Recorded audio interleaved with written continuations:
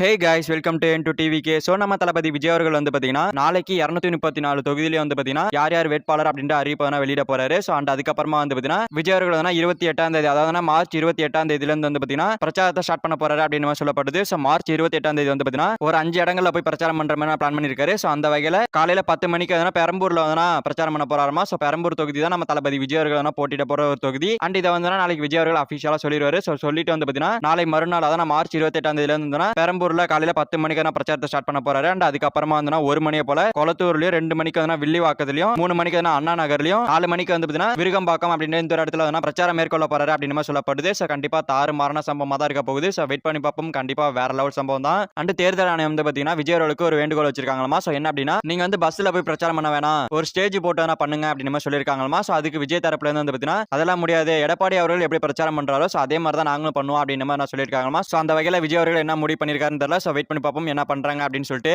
So 28ஆம் தேதியிலிருந்து start பண்ணி கிட்டத்தட்ட ஒரு 20 நாள் அதான் எலெக்ஷன் வரைக்கும் விஜய் அவர்கள் பிரச்சாரத்தில் தான் இருப்பாரு. ஸோ கண்டிப்பா வெறித்தனமான சம்பவத்தை எதிர்பார்க்கலாம். ஸோ வெயிட் பண்ணி பார்ப்போம் விஜய் அவர்கள் என்ன மாதிரி பேசி என்ன மாதிரியான திட்டங்களை அறிவிக்கிறாரு அப்படின்னு சொல்லிட்டு. அண்ட் இதெல்லாத்தையும் தாண்டி திமுக வந்து ஒரு வாக்குறுதி கொடுக்க போறாங்க அப்படின்னு சொல்லப்படுது. ஸோ அது என்ன அப்படின்னு பார்த்தோம் அப்படின்னா எல்லா மக்களுக்கும் வந்து பார்த்தீங்கன்னா இலவச எல்இடி டிவி கொடுக்க போறதா சொல்லப்படுது. இது எந்த அளவுக்கு உண்மை அப்படின்றே தெரியல. பட் அப்படிதான் சொல்லப்படுது. கண்டிப்பா ஸ்டாலின் அவர்கள் இதெல்லாம் அறிவிப்பாரு அப்படின்னு சொல்லப்படுது. அண்ட் இந்த ஆண்டு வந்து எடப்பாடி அவர்கள் எல்லாருக்கும் ஃப்ரிட்ஜ் கொடுப்போம் அப்படின்னு மாதிரி நான் சொல்லி வச்சிருக்காரு. ஸோ இதுக்கு நடுவில் விஜய் அவர்கள் என்ன சொல்ல போறாரு அப்படின்ற ஒரு மிகப்பெரிய எதிர்பார்ப்பு இருக்கு. ஸோ அதான் வந்து பார்த்தீங்கன்னா ஸ்டாலின் அதை கொடுத்தாருன்னா நான் இதை கொடுக்குறேன், இதை கொடுத்தாருன்னா நான் அதை கொடுக்குறேன் அப்படின்ற மாதிரி ஸ்டாலின் எடப்பாடி மாத்தி மாத்தி அடிச்சிட்டு இருக்காங்க. ஸோ நடுவில் விஜய் பூந்து என்ன சொல்றான்றதை வெயிட் பண்ணி பார்ப்போம். ஸோ அதுக்காக தான் வெயிட் பண்றோம். மார்ச் 28ஆம் தேதி பெரம்பூர்ல அவர் சொல்றதுனா தெரிஞ்சிடும். ஸோ வெயிட் பண்ணி பார்ப்போம். ஸோ மார்ச் 28ஆம் தேதி ஒரு தாறுமாறான பிரச்சார சம்பவம் இருக்குது. இட்ஸ் ஓகே ஃப்ரெண்ட்ஸ், நம்ம தளபதி விஜய் அவர்கள் வந்து பார்த்தீங்கன்னா மார்ச் 28ஆம் தேதியிலிருந்து பிரச்சாரத்தை ஸ்டார்ட் பண்ண போறாரு அப்படின்னு சொல்லப்படுது. ஸோ அதுக்காக அட்டவணையும் போட்டு கொடுத்துருக்காங்க. ஸோ இதை பத்தி உங்களுக்கு தர்சா கமெண்ட்ல சொல்லுங்க. ஸோ இந்த வீடியோ பிடிச்சா லைக் பண்ணிட்டு நம்ம தளபதி பத்தி அப்படி தெரிஞ்சுக்க நம்ம சேனல் சப்ஸ்கிரைப் பண்ணி சப்போர்ட் பண்ணுங்க. ஓகே, தேங்க்யூ ஃபார் வாட்சிங். அடுத்த வீடியோல பார்க்கலாம். தேங்க்யூ.